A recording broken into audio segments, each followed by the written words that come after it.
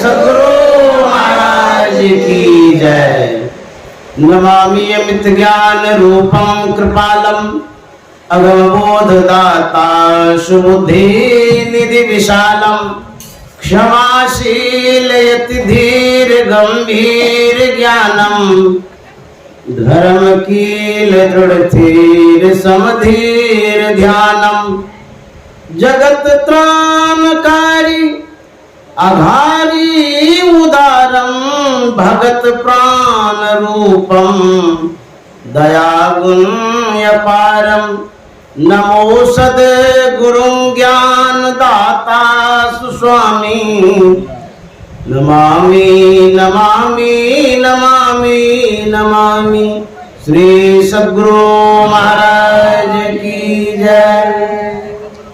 परमाराध्य सद्गुरु महाराज गुरुदेव महर्षि संत सेवी परमानंद जी महाराज भिलाई कटिहार ग्राम के विशेष सत्संग प्रेमी महानुभाव माता एवं बहनों, आज इस सत्संग का द्वितीय दिवस है और प्रातःकालीन सत्संग हो रहा है और ये अंतिम सत्संग है। आज 16 सितंबर 2023 ईस्वी शनिवार है। हम लोग कल से सत्संग सुनते आ रहे हैं। यहाँ पर सत्संगियों की विशेष समूह सुनने को मिला है। बहुत घर सत्संगियों का है, तो आप लोग बराबर सत्संग कराते होंगे, बहुत से महात्माओं को भी बुलाते होंगे। कल भी सूचना मिली कि कई दिन का सत्संग है, उसमें अलग अलग महात्मा भी आ रहे हैं। आप वह श्रोता हैं जैसे सभी नदियों का समावेश एक सागर में होता है, सब नदियां उसमें जाकर के समाहित हो जाती हैं, भरता नहीं है सागर।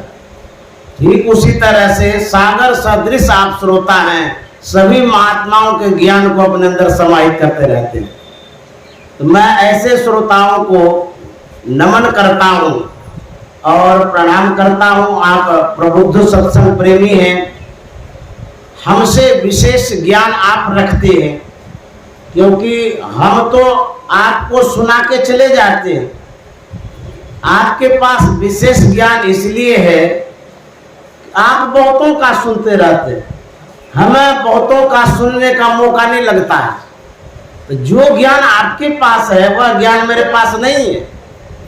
आप लोग बड़े अच्छे श्रोता हैं, बड़े अच्छे सत्संग प्रेमी हैं। हम लोग परमानंद सद्गुरु महाराज के पाठों को सुने, उसके पूर्व उपनिषद वाणी को सुने, संतवाणी को सुने। उसमें हम लोग सुन रहे थे, यदि शैल समं पापं विस्तृणं बहुयोजनम विद्यते ध्यान योगेन नान्यो भेदे कदाचनम। यदि पहाड़ के समान पाप हो तो उसको समन करने का उपाय ध्यान योग है, समाप्तिकरण करने का उपाय ध्यान योग है, और कोई उपाय नहीं है। मैंने कल भी कहा था, जो पाप है वो क्या है? हमारी भूल, हमारी गलती, अपराध जो हमने किया है, दूसरे को दुखाया है, सताया है, इसको पाप कहते हैं। वह पाप जब संग्रहित होता है, जब स्टोर होता है, जमा होता है, उसी को पाप का समूह कहते हैं।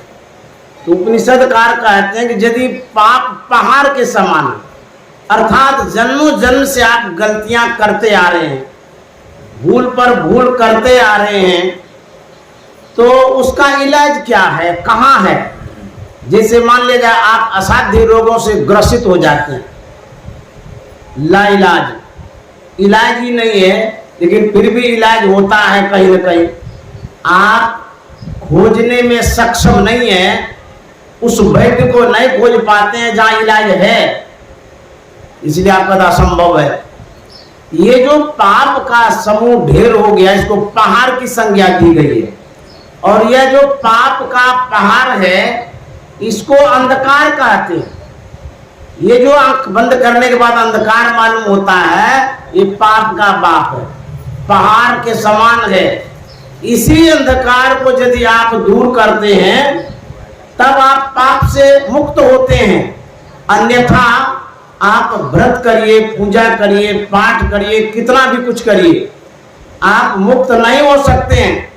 यदि आप ऋण से उऋण होना चाहते हैं, चाहे वो मातृ ऋण हो, पितृ ऋण हो, देव ऋण हो या ऋषि ऋण हो, कोई भी ऋण मतलब कर्ज, किसी का आपने जो लिया है उसको कर्ज कहते हैं। किसी तरह का ऋण आपके ऊपर है, उससे आप मुक्त होना चाहते हैं, तो एक ही उपाय गुरु महाराज ने खोजा, वो ध्यान है। आप व्रत करते हैं, एकादशी करते हैं, एतवार करते हैं, सोमवारी भी करते हैं, शुक्रवारी भी करते हैं, छठ माई का पूजा भी करते हैं, गाछ की पूजा करते हैं, गाय की पूजा करते हैं, गोबर की पूजा करते हैं, तुलसी की पूजा करते हैं। किस लिए करते हैं? ये जो पूजा पाठ है, करते आप क्यों हैं? इसलिए करते हैं, आपके मन में होता है हमसे गलती हो गई है, पाप हो गया है, अपराध हो गया है, सांसारिक जीवन में जीते जीते किसी के दिल को दुखाया है, किसी के धन को चुराया है। ये सब जो आपसे भूल गलतियां होती चली गई, इसीलिए आप व्रत पूजा करते हैं। अथवा आपके मन में होता है कि बेटा हो जाए, बेटी हो जाए, धन हो जाए, स्वास्थ्य लाभ हो जाए, यही तो इच्छाएं रहती है। तो यदि आप सब कुछ चाहते हैं कि पूरा हो जाए, तो एक ही उपाय वो ध्यान है। ध्यान जब करेंगे तो भौतिक संपदा की भी उपलब्धि होगी, धन संपत्ति, बेटा बेटी सब होगा, और जितना अपराध पाप कुछ भी गलतियां हो गई है वो भी समाप्त हो जाएगा। यही उपनिषदकार कहते हैं। एक बार महर्षि में ही परमानंद जी महाराज घर गए थे। तो जब घर गए, क्योंकि वैरागी जीवन में थे, घर में बसना नहीं चाहते थे, घर बसाना नहीं चाहते, तो संस्कारी पुरुष थे, ये आए थे जन कल्याण के लिए। जब घर गए, इनके पिताजी बड़े भावुक हो गए, गुरु महाराज के पिताजी। कहते बेटा तुम क्यों चले जाते हो मुझे छोड़ करके, यहीं रहो, मेरे पास रहो, शादी विवाह कर लो, हमें अभाव सा महसूस होता है, तुम्हारे जाने से मैं बिलखते रहता हूँ, रोते रहता हूँ, मुझे बड़ी दिक्कतें होती है, इसलिए तुम यहीं रहो। गुरु महाराज कहते थे पिताजी, आप जब रामायण पढ़ते थे उसमें तो आपने सब कुछ पढ़ा, पश्चात हमने पढ़ा, बाद में जब हम पढ़े उसमें एक पद को मैंने पढ़ा, देह धर कर यह सुभाई, भजिए राम सब काम भी आई। हे पिताजी, जो रामायण में बात लिखी हुई है वो सत्य है, इसीलिए आपने पढ़ना स्वीकार किया। जब सत्य रामायण में लिखा हुआ है, शरीर धारण करने का यही फल है, सब काम छोड़ करके भगवत भजन करिए, ये सही है कि नहीं है? उनके पिताजी ने कहा ये सही तो है, लेकिन तुम जब चले जाते हो तो मेरे लिए सही नहीं है, तुम मेरे पास लो, शादी विवाह करो और घर बसाओ, तुम्हारे बिना मुझे बड़ी तकलीफ होती है। गुरु महाराज लाख समझाते थे, लेकिन उनके पिताजी समझते नहीं थे, क्योंकि पिता के मन में राग था, आसक्ति थी, मोह था, पुत्र मोह। लेकिन संत सदगुरु महर्षि में परमानंद जी महाराज आए थे इस मोह से दूर करने के लिए। समझाते समझाते पिताजी ने जब नहीं समझा, तो पिताजी के मन में यह हो गया कि हमारे पुत्र पर कोई टोटका कर दिया है, कोई जो गांव समाज में होता है ना, टोटका करने वाले मन को खराब कर दिया, मन को विक्षिप्त कर दिया, विपरीत कर दिया, इनका मन सही नहीं है। मन तो सही था लेकिन पिताजी समझ नहीं रहे थे। पिताजी के मन में हुआ कि मन विक्षिप्त कर दिया किसी ने, ओझा गुनी ने, वैद्य ने या किसी ने। यह सोच करके उनके पिताजी एक वैद्य के पास ले जाते हैं मन ठीक कराने के लिए। वैद्य के पास जब ले गया तो वैद्य से पिताजी क्या कहते हैं, देखिए जी, यह जो मेरा एक पुत्र है, यह घर बसाना नहीं चाहता, इसका मन बेईमान हो गया है, जहां तहां चला जाता है, शादी विवाह नहीं करता है। आप ऐसा करिए, अपने वैद्य के ज्ञान से, ओझा गुनी जो करते हैं उस आधार पर इसके मन को घुमा दीजिए, ताकि घर गृहस्थी में रहे, वैवाहिक जीवन बितावे। आपको जो भी दान दक्षिणा होगा आपके अनुसार हम करेंगे, जितना पैसा आपको चाहिए हम दे देंगे। आप किसी तरह से इनके मन को घुमा दीजिए। वैद्य प्रयास करता है गुरु महाराज के मन को घुमाने का। ये जो मैं कह रहा हूं ये महर्षि में ही चरित्र से कह रहा हूं, उसमें ये बातें हैं। तो वैद्य प्रयास करता है, अपनी विद्या लगाता है, विद्या लगाते लगाते लगाते लगाते वो हार जाता है। अंत में हाथ जोड़ करके कहता है पिताजी से कि देखिए जी, आपका जो पुत्र है उसका मन हम क्या घुमाएंगे, हम प्रयास करते करते थक गए, मेरा ही मन उसकी ओर घूम गया। बोले आप भी गजब के वैद्य निकले, हम आए थे इनका मन घुमाने के लिए, आपका ही मन घूम गया, अब क्या करें। फिर चले गए घर, निराश हो गए कि मन इनका क्यों नहीं घूमता है। जो पूरे संसार के मन को घुमाने के लिए आए थे और उसके मन को संसार के लोग घुमाएंगे, ये संभव है। तब देखिए, मैं जो कह रहा हूं मैं वहां आऊंगा जो पहले शुरू में कह रहे थे, ये मैं भूमिका बना रहा हूं। हमारे साथ सिर्फ चलते रहिए, मतलब चलने का मतलब खड़े होकर के नहीं, सूरत से, ख्यालों से, मन से, विचार से, भावनाओं से चलिए। इनके तरह से नहीं चलते खाली पैर से, चलने का बहुत तरीका है। ज्ञान से भी चलते हैं, विचार से भी चलते हैं, सूरत से चलते हैं। संत लोग सूरत से चलते हैं और संसार के लोग मन से चलते हैं। तो हुआ क्या, पिताजी का मन भरा नहीं, समझे नहीं। फिर वो एक ज्योतिषाचार्य के पास ले गए। वैद्य से बड़े जो थे उस समय, बड़े विद्वान, पंडित, ज्ञानी,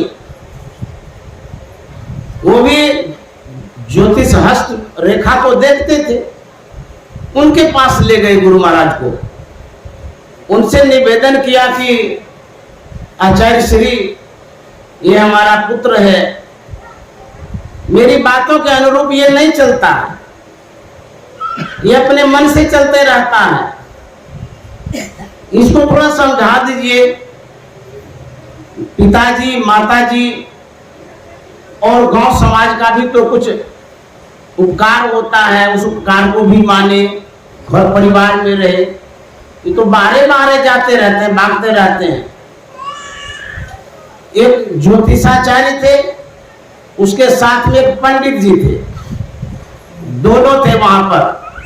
पंडित जी अपने पोथी पुराण के आधार पर परमाराध्य सदगुरु महाराज को समझाने लगे, सिखाने लगे, बुझाने लगे। पंडित जी क्या कहते हैं, अपनी चतुराई दिखाने लगे।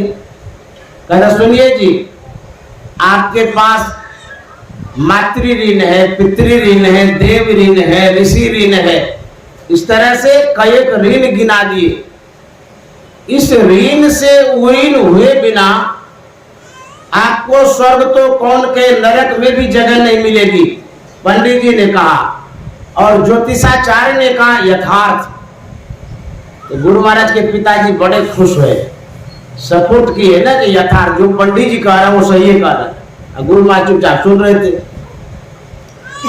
उसके बाद गुरु महाराज ने कहा कि पंडित जी आप जो कहते हैं कि ये सब ऋण है, मातृ ऋण, पितृ ऋण, देव ऋण, ऋषि ऋण, मैं मानता हूं कि ये ऋण है, लेकिन क्या इस ऋण से उऋण होने का और कोई उपाय नहीं है?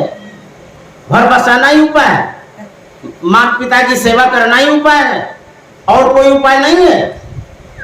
तो ज्योतिषाचार्य सुन रहे थे। उसी समय गुरु महाराज ने कहा था पूजा कोटि समंग स्तोत्रम, स्तोत्र कोटि समंग जप, जाप कोटि समंग ध्यानम, ध्यान कोटि समोलय। ऐसा जो कहे तो ज्योतिषाचार्य ने कहा यथार्थ।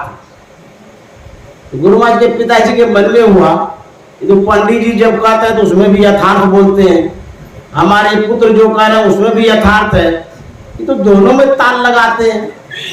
अरे दोनों यथार्थ कैसे हो सकता है? एक ही तो यथार्थ कह सकते हैं, दोनों में यथार्थ कह दिए। पूछ देते हैं कि ज्योतिषाचार्य जी आप ऐसा कैसे समर्थन कर दिए? पंडित जी के बातों पर भी या पुत्र के बातों पर भी कोई एक के बात पर ना समर्थन करना चाहिए, ऐसा क्यों कह दिए? तो ज्योतिषाचार्य ने कहा था हमारे पंडित जी पोथी पुराण के आधार पर जो कर्म कांडात्मक कार्य है उस आधार पर ये सही कहते सब ऋण होता है, माता पिता गुरुजनों का, देव का। इस ऋण से उऋण होने के लिए श्राद्ध करते हैं, पूजा करते हैं, पाठ करते हैं, सेवा करते हैं। ये पंडित जी ठीक है कहते हैं, लेकिन कर्मकांड के अनुसार कहते हैं। आपका जो पुत्र है वो वेद तो नहीं जानता है, लेकिन आपके पुत्र ने वेद की ही बात कही है, क्योंकि वेद में यह एक कांड है, यह एक सब्जेक्ट है, विषय है जिसको ज्ञान कांड कहते हैं। जब आप ध्यान करते हैं, ध्यान के द्वारा जब ज्ञान होता है सभी ऋण से उऋण हो जाता है। उनके पिताजी तो मायूस हो गए, मूर्छित हो गए, हे भगवान आप कहाँ ले जाएंगे? यहां भी लाए तो यहां भी वही घटना घट गई। गुरु महाराज ने समझाया था आप लोग जो पूजा करते हैं करोड़ों तरह से पूजा करते हैं, चाहे वो गाछ की पूजा हो, गाय की पूजा हो, तुलसी की पूजा हो, एकादशी, द्वादशी, त्रयोदशी, श्राद्ध आदि जो भी पूजा आप करते हैं, करोड़ों पूजा, सभी पूजा से बढ़कर के धर्म ग्रंथों को पढ़ना है। बढ़कर के होने का मतलब ये है कि पूजा से जो आप चाहते हैं, जिस चीज की आपूर्ति चाहते हैं, आप यदि सदग्रंथों का पाठ करेंगे उससे आपको मिल जाएगा। फिर गुरु महाराज कहते हैं पूजा कोटि समंग स्तोत्र कोटि समंग जप। आप जो पाठ करते हैं, पाठ में समाज में बहुत तरह का प्रचलन है। जैसे कोई मंगल पाठ करते हैं, मंगल पाठ करते हैं, रामायण का पाठ करते हैं, सुंदरकांड का पाठ करते हैं, गीता का पाठ करते हैं, और भी ग्रंथों का पाठ करते हैं, इसको मंगल पाठ कहते हैं। हम लोग गुरु ग्रंथों का पाठ करते हैं, गुरु महाराज के ग्रंथों का पाठ करते हैं, इसको मंगल पाठ कहते हैं। पूजा से बढ़कर के पाठ करना है, लिखते जाइए दिमाग में जो हम कह रहे हैं, पूजा से बढ़कर के पाठ करना है, वो अच्छे ग्रंथों का पाठ। उसके बाद कहते हैं जो भी आप पाठ करते हैं, जितने ग्रंथों का, सभी पाठों से बढ़कर के जप करना है। जप में भी कई प्रकार है, जैसे कि वाचिक जप, उपांशु जप, मानस जप। मैं उस ओर नहीं जाऊंगा, लेकिन गुरु महाराज ने मानस जप को माना है, उसी का प्रचार प्रसार किया है। सभी जपों से बढ़कर के मानस जप होता है। पाठ से बढ़कर के जप करना है, जो गुरु महाराज ने बतलाया है। कितना गुना बढ़कर के? करोड़ों गुना। आप जो जप करते हैं, इस जप से करोड़ गुना बढ़कर के ध्यान करना है। समझ में बातें आ रही है? जप करने से करोड़ों गुना फलप्रद लाभप्रद है ध्यान करना। ध्यान जो आप करते हैं, करोड़ों ध्यान से, जो भी ध्यान करते हैं, जिस तरह से भी करते हैं, जो ध्यान करते हैं, करोड़ों ध्यान से बढ़कर के मन को लय करना। ध्यान तो करते हैं लेकिन मैं लय नहीं होता है, मन का उद्गमन नहीं होता है, मन आगे यदि नहीं बढ़ पाता है तो दिक्कतें हैं। वहां जो वेद वाक्य है उसमें यही कहा गया है, ये जो मन को लय करना है ये नादानुसंधान से होता है। आप जो जप करते हैं, जप करने से मन की शुद्धियां होती है, क्योंकि मंत्र का अर्थ होता है जो हमारे मन को त्राण पहुंचावे, कल्याण पहुंचावे। जप करने से मन की शुद्धि होती है, और जब आप पवित्र रूप का, परमानंद सदगुरु महाराज के रूप का जब ध्यान करते हैं, इससे चित्त की शुद्धि होती है, मन को उसमें जो लगाते हैं। उसके बाद जब आप ध्यान करते हैं, इससे सूरत की शुद्धि होती है। जब आप नादानुसंधान करते हैं, शब्द साधना करते हैं, सूरत शब्द योग करते हैं, इससे आपकी आत्मा की शुद्धि होती है। आप पवित्रता यदि चाहते हैं, विशेष पवित्रता, तो नादानुसंधान करिए। नादानुसंधान करने वाले के लिए और कोई यज्ञ करने की आवश्यकता नहीं है, कोई ध्यान करने की आवश्यकता नहीं है, कोई पूजा पाठ करने की आवश्यकता नहीं है। सत्संग योग में उत्तर गीता है। आप सभी सत्संगी हैं, घर जाइएगा तो उल्टा के देख लीजिएगा उत्तर गीता में क्या लिखा हुआ है। उसमें लिखा हुआ है जो आत्म ध्यानी है, अर्थात जो दृश्यों की क्रिया करता है, उसको आत्म ध्यानी कहते हैं। आत्म ध्यानी के लिए मूर्ति पूजा करना अनर्थवत है, ये लिखा हुआ है। अरे आवश्यकता ही नहीं है, जरूरत नहीं। जब आप अंतर ध्यान करते हैं, आत्म ध्यान करते हैं, जब बिंदु ध्यान करते हैं, वहां रूप तो है नहीं, फिर भी आप रूप में फंसे ही रहेंगे, तो कहते हैं अनर्थवत है। और एक जगह श्लोक में है, तीर्थे दाने जपे यज्ञ काष्ठे पाषाण के सदा शिवम पश्यति मूढ़ात्मा शिवे देहे प्रतिष्ठिते। आप शिव को ढूंढते हैं, अपना कल्याण को ढूंढते हैं। कहाँ ढूंढते हैं? पत्थर में, पानी में, पहाड़ में, तीर्थों में, दान में, पुण्य में, इसमें खोजते हैं। कहते अरे आप मूढ़ात्मा हैं, अज्ञानी हैं आप। वह शिव जिससे कल्याण होता है वो तुम्हारे अंदर में है। किस रूप में है? मैं नाथनगर में कुछ दिन पहले प्रवचन कर रहा था। वहां पर ये जो शिव चर्चा वाले हैं, बहुत सी माताएं लोग आ गई मेरे सत्संग में। सत्संगी से ज्यादा वही लोग हो गए। मेरे मन में हुआ कि शिव चर्चा पर ही आज चर्चा करेंगे। मैंने वहां पर चर्चा किया, शिव चर्चा, उसका यूट्यूब में जो डाला उसका नाम है शिव चर्चा। अब बहुत लोगों ने देखा, अरे शिव चर्चा सत्संगी लोग भी करते हैं। अब क्या शिव चर्चा है वो तो सुनेंगे तब पता चलेगा। जरूर मैं शिव चर्चा करता हूं, और शिव चर्चा के अलावा मेरे पास और चर्चा ही क्या है। तो उसमें भी मैंने बताया है कि बिंदु नाद महालिंगम शिव शक्ति निकेतनम देहं शिवालयम प्रोक्तम सिद्धिदं सर्वदेही नाम। बिंदु नाद जो है ये शिव शक्ति का घर है। अब जो बिंदु की उपासना करते हैं वो पार्वती की उपासना करते हैं। पार्वती से जो कुछ भी चाहिए बिंदु ध्यान करिए। ये मैं नहीं कह रहा हूं, भगवान शिव कह रहे हैं। किस ग्रंथ में? शिव संहिता में, उन्हीं की बात है। और जो नाद की उपासना करते हैं वो शिव की उपासना करते हैं। बिंदु और नाद शिव और शक्ति की उपासना है। हम लोग शिव चर्चा वाले नहीं है। कैसे कहा तक नहीं है? हम लोग तो वास्तव में शिव चर्चा वाले हैं। और जो शिव चर्चा के इर्द गिर्द घूमते रहते हैं वो मन चर्चा वाले, मने से कुछ भी गीत गाते रहे।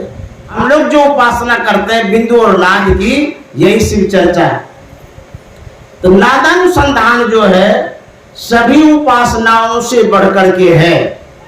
इससे बढ़कर के और कोई उपासना नहीं है। उपासना कह लीजिए, पूजा कह लीजिए, जो कुछ भी कह लीजिए, आप जो चाहते हैं नादानुसंधान से पूर्णता की प्राप्ति होती है। जो नादानुसंधान नहीं जानते हैं, परमात्मा की प्राप्ति में बाधा पहुंचेगी, क्योंकि नादानुसंधान से ही, सुरत शब्द योग से ही आपको परमात्मा की प्राप्ति होगी, पूर्णता की प्राप्ति होगी। आप सोचते होंगे कि परमात्मा कैसा है?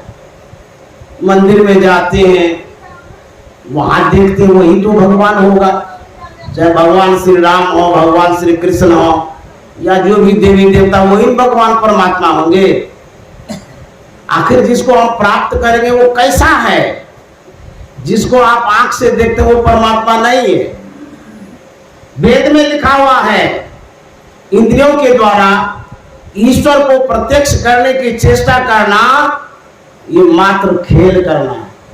आंख से जो कुछ भी देखते हैं, जिसको भी देखते हैं, वो परमात्मा नहीं है। तो कैसे है? हमारे गुरु महाराज ने साफ साफ बतलाया है, वह परमात्मा ज्योति और शब्द स्वरूप है। तो लीजिए, जिस परमात्मा को आप ढूंढ रहे हैं, जंगलों में, पहाड़ों में, पत्थरों में, मंदिरों में, तीर्थों में, धामों में, वो परमात्मा तो ज्योति और शब्द स्वरूप है। और ज्योति और शब्द हमारे अंदर में भी व्यापक है, कण-कण में व्यापक है, वो सर्वव्यापक है। उसी ज्योति और शब्द की जब आप खोज करते हैं, परमात्मा की प्राप्ति होती है। जब भगवान श्री राम के सामने हनुमान जी पहुंचे, उन्होंने यह जिज्ञासा किया था, हे भगवान, आपका कोई दर्शन करना चाहे तो कैसे करेंगे? कोई कहेंगे कि भगवान के पास है, फिर दर्शन की क्या बात है? हनुमान जी कहते हैं कि यदि आपके स्वरूप को जानना चाहे तो उसका क्या उपाय है? आपकी प्राप्ति उपलब्धि कैसे होगी? भगवान श्री राम ने क्या जवाब दिया था? ये भी सत्संग योग में है। उन्होंने कहा था, बहुशास्त्र कथा कंतारो मंत्रे विरते किम अन्वेष्टव्यम प्रयत्नेन मारुति ज्योतिरांतरम। हे हनुमान, बहुत से शास्त्रों की कथाओं को मथने से क्या फल? हम लोग तो कथा में ही लटके रहते हैं, अटके रहते हैं। चाहे रामायण की कथा हो, भागवत की कथा हो, या शिव कथा हो कि विष्णु की कथा। वो बातें हैं, जिन बातों को संतमत कहते आ रहा है, बताते आ रहा है, उन बातों को ध्यान से नहीं सुनेंगे तो समझ नहीं पाएंगे। बाबा देवी साहब थे, उनके सामने जो कोई प्रसाद चढ़ाते थे, फेंक देते थे, कुत्ता को दे देते थे। जब हम इसी उपासना में लटके रहेंगे, आगे की उपासना हम कैसे करेंगे? कब समझेंगे इस बात को कि जो बिंदु ध्यान है सबसे श्रेष्ठ है, जो नाद ध्यान है ये सबसे श्रेष्ठ है। वहां सिर्फ आंख बंद करके ध्यान करने की आवश्यकता है। न पान, न फूल, न अक्षत, न चंदन, कुछ करने की जरूरत नहीं है। और इतना कारगर है, उसी से आपका कल्याण होगा। भगवान श्री राम ने क्या कहा था? हे हनुमान, तुम्हारे अंदर में जो ज्योति है, उसी ज्योति की खोज करो, उसी ज्योति में मैं प्राप्त हो जाऊंगा। बहुशास्त्र कथा कंतारो मंत्रे विरते। हनुमान जी से कहते हैं, बहुत से शास्त्रों की कथाओं को मथने से क्या फल? तब तदंतर की ज्योति की खोज करो। यह मुक्तिकोपनिषद में श्लोक है। भगवान श्री राम और हनुमान का जो उपदेश है मुक्तिकोपनिषद में है, वो गुरु महाराज ने सत्संग योग में डाल दिया है। अब हमें यह तो जरूर समझना चाहिए, जो ज्योति की उपासना करते हैं, भगवान श्री राम की उपासना करते हैं, भगवान शिव की उपासना करते हैं, हनुमान की उपासना करते हैं, जितनी देवी देवता हैं, सबकी उपासना ज्योति उपासना से हो जाती है। इस बात को मन में बैठा लीजिए। ज्योति उपासना कैसे करते हैं? बिंदु ध्यान के द्वारा। इसको दृष्टियों की क्रिया के द्वारा करते हैं। जो बिंदु ध्यान है वही ज्योति उपासना। गुरु महाराज ने एक जगह लिखा है, तुम्हारे ज्योत स्वरूप अरु तुम्हारे धुन रूपा परखत रहो निस्दिन गुरु करो दयानुपा। कैसा रूप है? कहते हैं हे गुरुदेव, आपका जो रूप है ज्योति स्वरूप है, धूम स्वरूप है, शब्द स्वरूप है। आपसे यही प्रार्थना है, हमें यही वरदान दीजिए, ज्योति और शब्द को हम प्राप्त कर लें। ज्योति और शब्द की जो उपासना है ये सबसे बढ़कर के उपासना है। उसके बावजूद भी यदि कोई सत्संगी छठ पर्व करे, एकादशी, द्वादशी, त्रयोदशी करे, उस सत्संगी को क्या कहा जा सकता है? तो वो समझ नहीं रहे सतमत की बातों को। हाँ, स्वास्थ्य के दृष्टि से आप यदि उपवास करते हैं तो शरीर में आपको लाभ मिलेगा। 7 रोज में एक रोज किसी न किसी दिन यदि आप भूखे रहते हैं, आपके पेट में जो सिस्टम है, जो पाचन क्रिया की प्रणाली है, वो स्ट्रांग होगा, मजबूत होगा। इस दृष्टि से करिए। गुरु महाराज भी तो एकादशी करते थे, महर्षि सतसेवी जी महाराज भी रविवार करते थे। जब एक जगह इन महापुरुषों का मिलन हुआ तो गुरु महाराज पूछे कि आप क्या करते हैं? बोले मैं रविवार करता हूँ। गुरु महाराज ने कहा मैं भी एकादशी करता हूँ। तो गुरु महाराज कहते हैं आप भी एकादशी करिए, मैं भी रविवार कर लेता हूँ, तो दोनों का बराबर हो जाएगा। तो बोले ठीक है, हो गया। तो स्वास्थ्य के दृष्टि से यदि करते हैं, इसमें कोई बुराई नहीं है, कोई हानि नहीं है। यदि आप संकल्प लेकर के करते हैं कि हमको बेटा हो जाए, बेटी हो जाए, पुत्र धन हो जाए, तो फिर इसमें क्यों आप लटके अटके हुए हैं? अरे सब कुछ बिंदु ध्यान से हो जाएगा, नाद ध्यान से हो जाएगा। जब गुरु महाराज का यह प्रसंग वहां पर ज्योतिषाचार्य ने सुना था, तो उन्होंने कहा था कि क्या कहेंगे, मैं इसलिए इनकी बातों का समर्थन करता हूं कि मैंने जीवन भर पोथी पुराणों को पढ़ा, पूजा पाठ किया, कर्म कांड किया, लेकिन आपके पुत्र से जो वार्तालाप हुई थोड़ी देर के लिए, इतनी देर में मेरे मन में जो सुकून और शांति हुई वो जीवन भर पाठ पूठ करने से नहीं हुई। वास्तव में आज ही मैंने सत्संग का लाभ लिया और आज मेरी पूजा पूरी हो गई आपके पुत्र के प्रवचन से। वो ज्योतिषाचार्य और पंडित दोनों चेला बन गए। अब कहाँ ले जाएंगे? उसके बाद इनके पिताजी के मन में हुआ अब कहीं ले जाना ठीक नहीं है, जहां ले जाते हैं उसी को ये घुरा देते हैं। इसका मन कोई घुमाता ही नहीं है, इसी के तरफ सब घूम जाता है। अब मुश्किल है, फिर पिताजी छोड़ दिए सब प्रयास करना। वही कहते हैं जो पूजा है वह गुरु महाराज ने बतलाया, बिंदु ध्यान विधि, नाद ध्यान विधि, सरल सरल जग में प्रचारी। यह जो ध्यान है ये सब पूजा से बढ़कर के है। आप किसी पुराणों को ले लीजिए, वेदों को ले लीजिए, सब में ये बातें हैं। भगवान श्री राम तो आत्म ध्यान करते थे, लेकिन उनके मानने वाले इस बात को जानते ही नहीं। हनुमान जी आत्म ध्यान करते थे, ज्योति और नाग की उपासना करते थे। इस बात की खोज कोई नहीं करेंगे। मंदिरों में जाएंगे, पूजा करेंगे, पाठ करेंगे, पान फूल चढ़ाएंगे, अब प्रणाम करके आ जाएंगे, कहेंगे हम हनुमान जी के पुजारी, हम भगवान श्री राम के पुजारी हैं, हम भगवान श्री कृष्ण के पुजारी। जिस भगवान श्री कृष्ण ने गीता का सदुपदेश दिया, जिसमें ध्यान योग की महिमा है, उसको आप न पढ़ते हैं न जानना चाहते।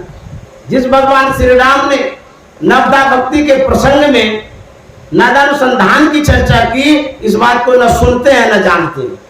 जिस हनुमान जी ने ध्यान किया, उस बात की परवाह नहीं करते हैं, ख्याल नहीं करते। हनुमान जी ध्यानी थे और हमको भी ध्यान करना चाहिए। उसकी कहीं कहीं मुद्रा आप देखे होंगे, ध्यान मुद्रा में बैठे हैं। वो क्या कर रहे थे? खाली पूजा कर रहे थे, ध्यान भी कर रहे थे। मुक्तिकोपनिषद में भगवान श्री राम जो कह दिए कि ज्योति का ध्यान करो, ये बात गलत है। पढ़ लीजिए, गलत है तो। मुक्तिकोपनिषद को यदि नहीं मानते हैं तो अलग बात है। यदि मानते हैं तो पढ़ करके देखिए, उसमें कहा गया है ज्योति का ज्ञान करो। बातें हैं शास्त्रों में, लेकिन उन बातों से हम अनभिज्ञ हैं, अलग हैं, दूर हैं, सुदूर खड़े हुए हैं। उसी को तो खोज करके गुरु महाराज ने निकाला। हम आप तक अमृत कलश प्रस्तुत किया, परोसा, बांटा। अब उसको आप खाना ही नहीं चाहें, खा करके उल्टी कर दीजिएगा तो ये आपकी बात है। पाचन क्रिया यदि गड़बड़ हो, इसमें गुरु महाराज क्या करेंगे? इसीलिए जो संतमत का ज्ञान है, सार ज्ञान है, मूल ज्ञान है और सही ज्ञान है। इस ज्ञान को यदि अपनाएंगे तभी कल्याण होगा। अन्यथा जो सरल, सुगम, सहज समझते हैं पूजा पाठ करना, उसमें बहुत जन्मों तक पूजा पाठ करते रहेंगे, कभी न कभी सदगुरु मिलेंगे, तब मुक्ति होगी। कितने ऊंचे दर्जे की उपासना है, इसको भी तो समझना चाहिए सत्संगियों को। मैंने देखा है बहुत सारे सत्संगियों को जो बहुत दिनों से सत्संगी हैं, अपने घर पर दीपावली के दिन पंडित जी को बुलाते हैं, पूजा पाठ करवाते हैं और उस तरह से पूजा करके अपने आप को कहते हैं कि मैंने बहुत कुछ किया। पूजा करना क्या गलत बात है? गलत नहीं है, सही बात है। अच्छा, मान लिया जाए आपको प्रधानमंत्री मोदी से भेंट हो जाए, प्रधानमंत्री मोदी जी आपको कहेगा आपको क्या चाहिए, आप कहिएगा कि वो हीरो साइकिल दे दीजिए, कहेगा बड़ा भी आजमान आ रही है, प्रधानमंत्री है, उनसे हीरो होंडा मांग लीजिए, हवाई जहाज मांग लीजिए। हीरो साइकिल 2-3 हजार में होता है, 5 हजार में होगी। तो यदि आप संतमत में आ गए हैं, वही पूजा पाठ करते रहेंगे तो आपको क्या मिलेगा? लटकते रहिए, भटकते रहिए, अटकते रहिए। सत्संगी होकर के यदि इस बात को नहीं समझते हैं, आपको भी बहुत जन्म लेना पड़ेगा और मुक्ति नहीं मिलेगी। क्यों? आप गुरु महाराज के अनुसार, संत मत के अनुसार करते ही नहीं है। एक संत हुए काष्ट जीवा स्वामी, उन्होंने कहा है अनगढ़ मत है पूरों का, यान काम धतुरों का। अनगढ़ का मतलब होता है जो गढ़ा हुआ नहीं हो, नेचुरल हो। अनगढ़ का मतलब होता है जिसको कोई नहीं गढ़ा हो, कोई नहीं बनाया हो। कहता अनगढ़ मत है पूरों का, यान काम धतुरों का। जो नेचुरल हो, प्राकृतिक हो, उसी को अनगढ़ कहते हैं। कबीर साहब ने क्या कहा? अनगढ़िया देवा कौन करे तेरी सेवा, गढ़े देव को सब कोई पूजे, नित उठी लावे सेवा। जिसको हम देखते ही नहीं है तो कैसे पूजा करेंगे? ये तो बिना देखने वाला देवता का पूजा बतलाते गुरु महाराज। तो कबीर साहब कहता है जिस देवता को गढ़ा ही नहीं गया है उसकी पूजा हम कैसे करेंगे? गढ़े देव को सब कोई पूजे। गढ़ा हुआ देव मतलब जिसको बनाया गया है। मंदिरों में जो प्रतिमा है, मूर्तियां हैं, उनको किसी ने गढ़ा है, बनाया है। चाहे सीमेंट का हो, पत्थर का हो, मिट्टी का हो, कोई भी हो, उसको गढ़ा गया है, बनाया गया है। उसको लोग देखते हैं तो श्रद्धा से पूजा पाठ करते हैं। तो कबीर साहब कहते जो गढ़ा ही नहीं गया हो, जिसको किसी ने बनाया ही नहीं हो, उसकी पूजा हम कैसे करेंगे? वही तो रास्ता गुरु महाराज बतलाते हैं। काष्ट जीवा स्वामी कहते हैं अनगढ़ मत है पूरों का। जो अनगढ़ मत, अनगढ़ विचारों से जो जुड़ा हुआ है, वही पूर्णता को प्राप्त करेंगे। वही पूर्ण मत है, वही संत मत है। अनगढ़ मत है पूर्ण। यहाँ पर कोई बातें गढ़ी हुई नहीं गई है, नेचुरल है, प्राकृतिक है, बनाया हुआ नहीं है। आप जहां भी जाइएगा वहां बातें बनी हुई मिलेगी। बनाया गया उसको कृत्रिम कहते हैं।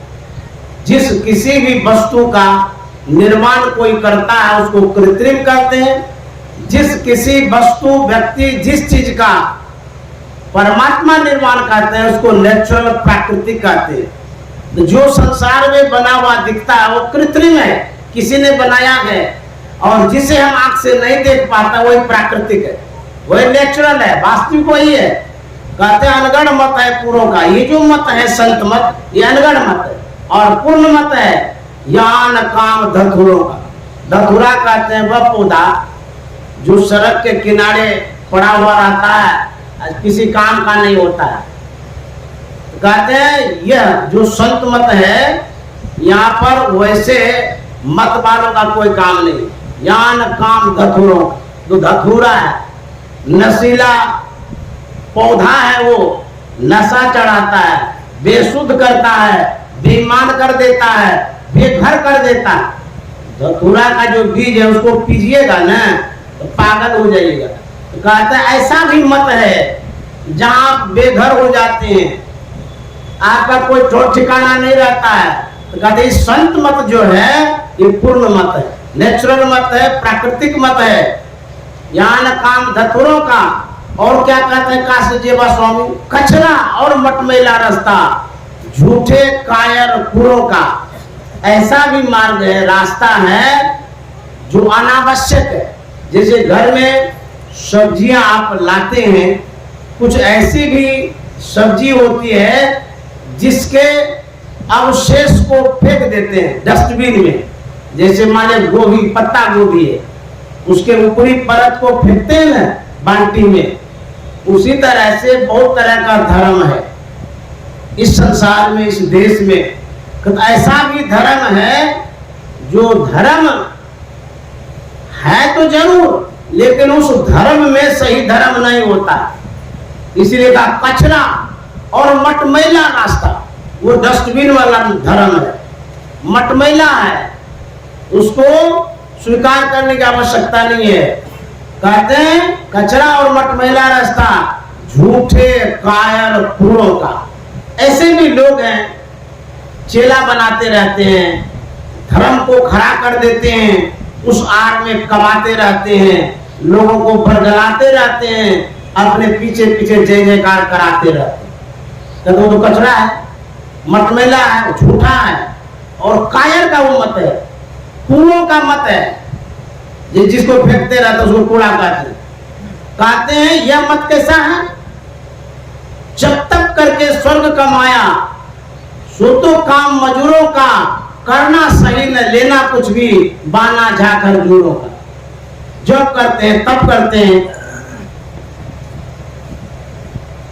आप पूजा करते हैं, पाठ करते हैं, क्यों करते हैं? आपके अंदर में कामना है, इच्छा है, बेटी का विवाह हो जाए, घर मकान दुकान हो जाए, स्वास्थ्य बढ़िया हो जाए, जमीन जायदाद हो जाए, कामना करके जिसकी पूजा करते हैं, जिस देव की। काशी जेवा स्वामी कहते हैं ये तो मजदूरी का काम हो गया, दिन भर आप काम किए और शाम को मजदूरी लेकर के घर गए। आप कामना क्यों रखते हैं, इच्छा क्यों रखते हैं? अरे गुरु महाराज ने तो यहाँ तक कहा है मैं मोक्ष नहीं चाहता। देखिए तो गुरु महाराज के प्रवचनों में है मैं मोक्ष नहीं चाहता। इतना बड़ा पद, इतनी बड़ी उपलब्धि के लिए कहते हैं कि मुझे मोक्ष नहीं चाहिए, मैं बार बार इस संसार में आना चाहता हूँ, और जो भक्त हमारे श्रद्धालु हैं उसको इस राह पर ले जा करके मुक्ति दिलाना चाहता हूँ। कितने बड़े दयालु कृपालु गुरु महाराज हैं। कामना जो है इससे तो आपकी पूर्ति हो जाएगी, उस पूर्ति से आपका कल्याण नहीं होगा। कहता जब तक करके स्वर्ग कमाया सो तो काम मजूरों का। संत मत क्या कहता, करना सही न लेना कुछ भी, बाना झाकर झूरों का। और क्या कहते हैं, बरो देव गादी जब पाई तब क्या ढोना धूरों का। बरो देव मतलब परमात्मा पद, ईश्वरीय सत्ता। लेकिन छोटे छोटे लोग छोटी छोटी गतियों के लिए भी गला कटाते हैं। हम ही आचार्य बनेंगे, हमें यह कुर्सी मिलनी चाहिए, नहीं तो हम घर बेघर कर देंगे, गला काट देंगे, मार देंगे, केस कर देंगे, ये करेंगे वो करेंगे।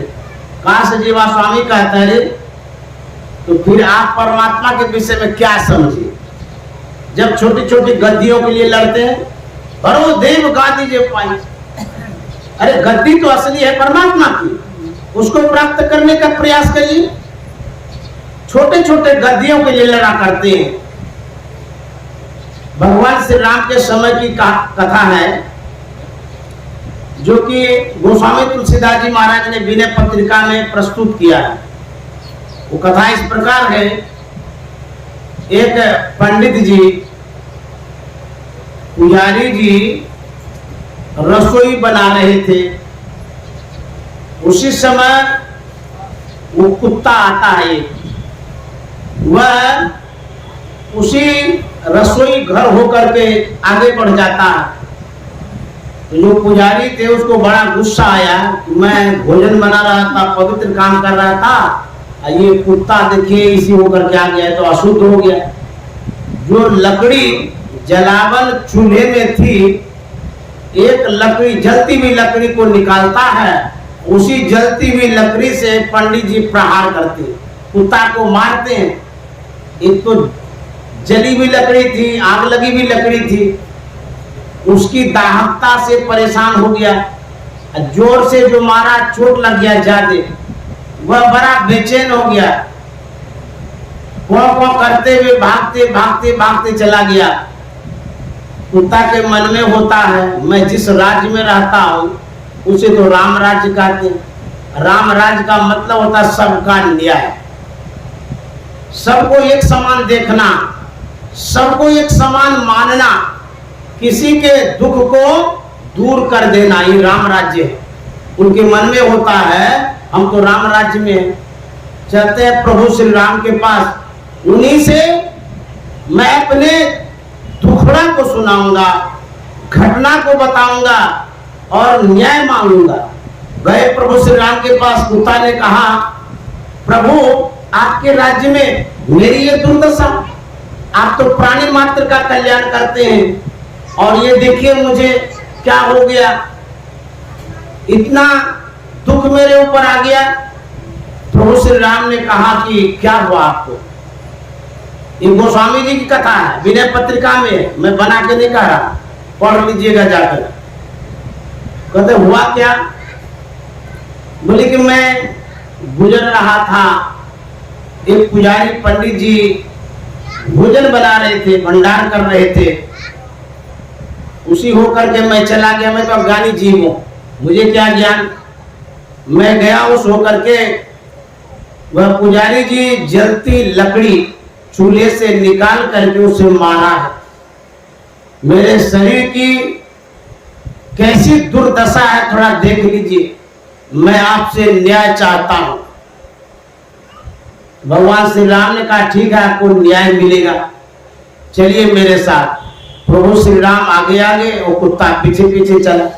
वो पुजारी जी के पास गया, भगवान श्री राम ने कहा कि आपने इसको क्यों मारा है, इसकी क्या गलती है, तो मूक प्राणी है, अज्ञानी जीव है, आपने इसको बेतरह से पीटा, ऐसा क्यों किया आपने।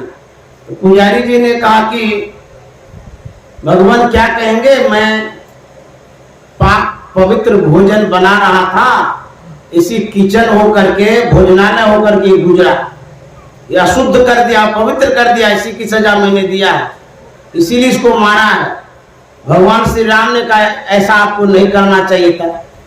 अरे आ गया, गलती हो गई, इसको हटा देना चाहिए था। जलती हुई लकड़ी से आपने मारा है, ये आपकी जो गलती है ये क्षम्य नहीं, माफ नहीं किया जाएगा, आपको सजा मिलेगी, लेकिन इस श्वान के अनुसार, कुत्ते के अनुसार, ये जो कहेंगे उसी तरह की आपको सजा मिलेगी, क्योंकि आपने सजा दिया, इनको सजा के बदले सजा मिलेगी।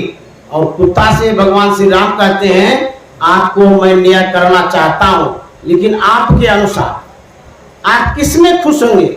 जैसे कोई अपराधी को पकड़ते हैं, जघन्य अपराध करता है, उनके परिवार से पूछता है कि आप कहिए इसको क्या सजा मिलनी चाहिए, तो लोग कहता है इसको फांसी की सजा दे दीजिए तब हम खुश होंगे।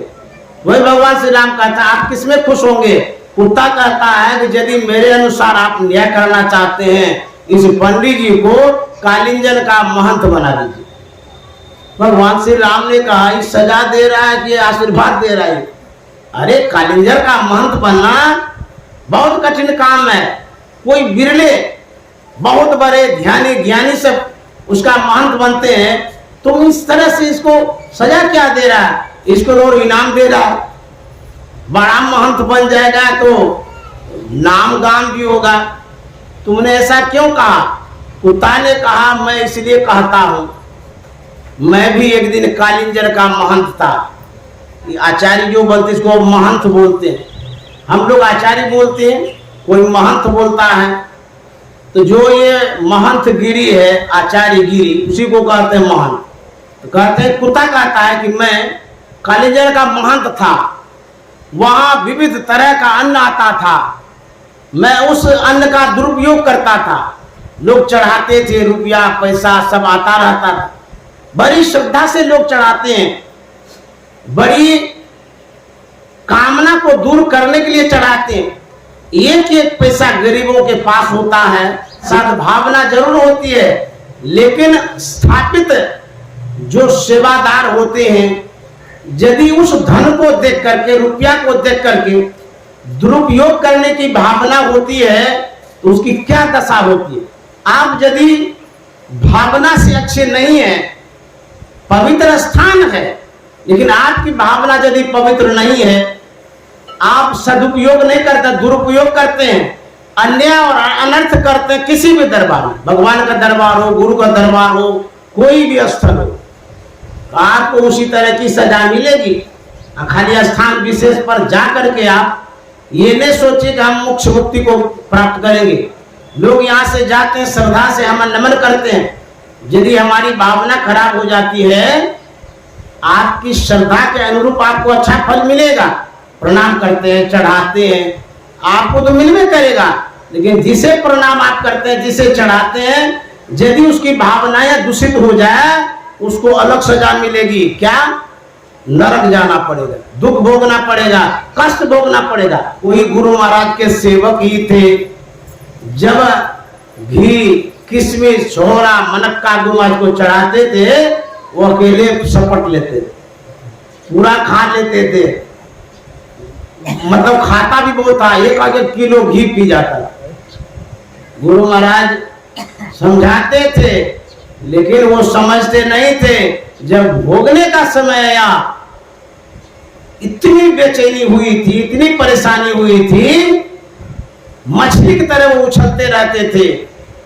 तो गुरु महाराज ने कहा, मैं पहले कह रहा था, तुम्हें पचाने की क्षमता नहीं है। अरे घी में पचा लोगे? जिस भावना से लोग दिया है उसको कैसे तुम पचा सकते? घी पचा लोगे, ड्राई फ्रूट्स पचा लोगे, लेकिन उस भावना को कैसे पचा सकता जिसने अपनी कामना से दिया है? बहुत भोगा था। तो गुरु महाराज की सेवा में रहने वाले भी जब भोग सकते हैं, क्या मोक्ष और मुक्ति मिल जाएगी?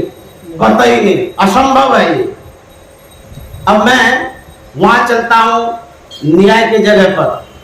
भगवान श्री राम ने कहा कि तुम इस तरह से इसको तो महंत बना रहा, बोला कि मैं जब महंत बना था, मैंने दुरुपयोग किया था पैसे का, प्रसाद का, वहां के स्थान का, वातावरण का, लोगों की भावनाओं का। तो हुआ क्या? उस दुरुपयोग के कारण मुझे कुत्ता की योनि मिली। मैं इसलिए इसको कालिंजर का महंत बनाना चाहता हूं। ये भी वहां के महंत बने, ये भी उसी तरह से दुरुपयोग करेंगे, ये भी हमारे तरह कुत्ता बनेंगे, इसको भी कोई जलती लकड़ी आग से मारेगा, मेरा बदला पूरा हो जाएगा। तो काशी जीवा स्वामी कहते हैं, बड़ो देव गादी जब पाई तब क्या ढोना दूरों का? अरे तो धूल है, इसको क्यों ढोना चाहते हो? ध्यान करिए। जब ध्यान करेंगे वह गद्दी मिलेगी जो ध्रुव को मिली थी, अचल गद्दी, जो परमात्मा गद्दी है, ईश्वरीय गद्दी है, वो जब मिलेगी आपको कोई गद्दी से उतार नहीं सकता। ये संसारिक गद्दी में तो गदा चल जाता है, मारपीट सब होते रहता है। किसी भी मत में, मैं किसी पक्ष से नहीं बोलता हूं, कहीं भी ये लालच है हम महंत बन जाते, आचार्य बन जाते तो अच्छा रहता। जिसमें योग्यता नहीं है वो भी बनना चाहते हैं, उसके लिए खून खड़ावा भी कर देते हैं। काशी जीवा स्वामी कहते हैं आप खाक महात्मा बने। ये खाक ध्यान करते हैं आप, जब ये कामना रही गई, कहाँ त्याग है? कहाँ आपने छोड़ा है? काश जीवा स्वामी कहते हैं कि पूजा करते हैं असली पूजा करिए, ध्यान करते हैं तो नादानुसंधान तक करिए। यही असली पूजा है, यही असली ध्यान है जो आज श्राद्ध के उपलक्ष्य में हमारे जो आदरणीय श्रीमान भटकल मंडल बाबू हैं, उनकी यादों में, स्मृति में